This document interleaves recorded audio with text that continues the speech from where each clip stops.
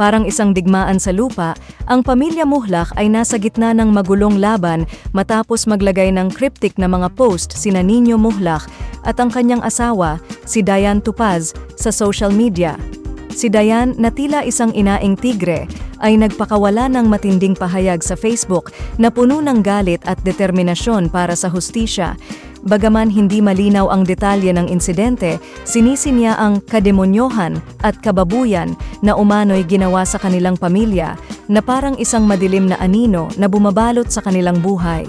Sinabi rin niyang hindi sila titigil hanggat hindi makakamit ang hustisya para sa kanilang anak at iba pang biktima.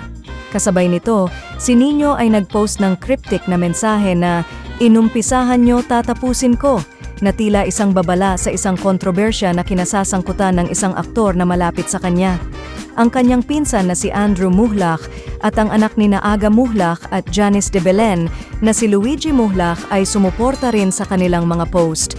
Sa kabilang banda, ang GMA Network ay nagbigay ng pahayag na wala pang natatanggap na pormal na reklamo, ngunit handa silang magsagawa ng masusing investigasyon kung kinakailangan.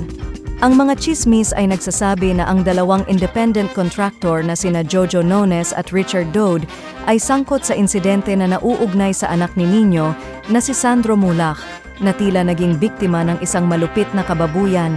Hi guys!